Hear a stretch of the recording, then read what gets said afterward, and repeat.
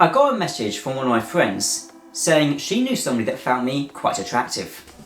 Allegedly, she'd been scrolling through Instagram and one of my pictures came up. And then from over her shoulder, one of her friends remarked, "You wouldn't mind dating that one?"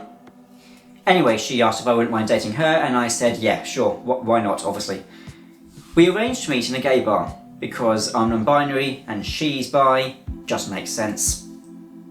Our mutual friend organises it. The bar is called Pleasure, we meet at 7 PM. Anyway, I get on a train, head to the city, and then endlessly walk around, trying to find out where I'm meant to be going. Eventually, I see a little sign pointing down an alleyway. It reads, "Pleasure awaits."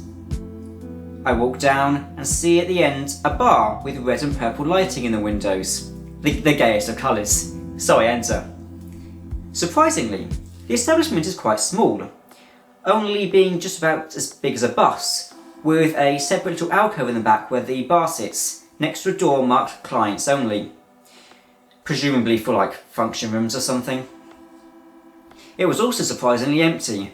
2 men sat in the corner sipping a Sex on the Beach together, and then there was the bartender, who, as soon as I entered, immediately asked me what I wanted. Seeing as my date clearly hadn't arrived yet, I decided I might as well order something.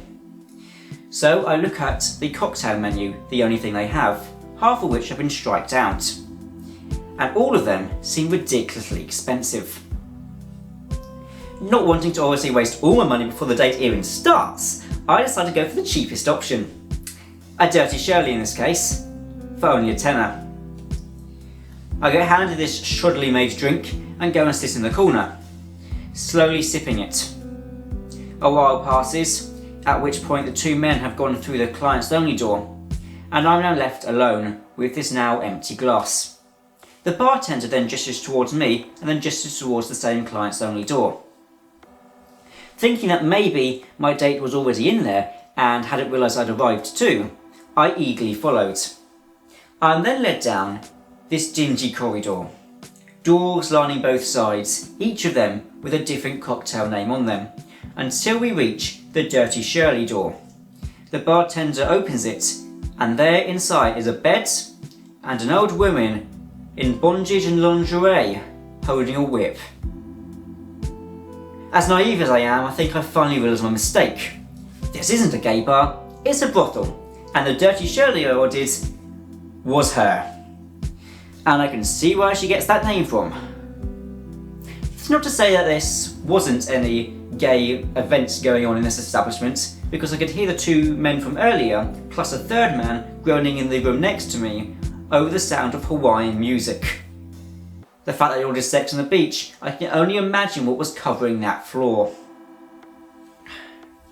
Anyway, the door slams behind me and I'm left frozen and speechless in front of this very low tier woman pointing a whip at me saying, "So then, you got me for an hour, what do you like?" My phone vibrates. I quickly pick it up and look down at the time. 7:30. A message reads to, from my friends, "I can't believe you didn't show up, you're such a dick."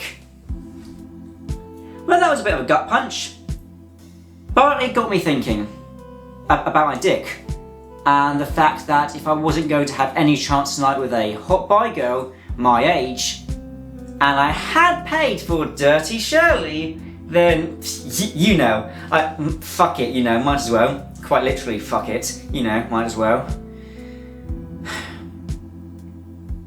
To save you the details, it was sloppy, awkward, and highly disappointing. As her cavernous vag rode me, I, bored, looked up at the wall behind her, seeing the same sign again, "Pleasure awaits."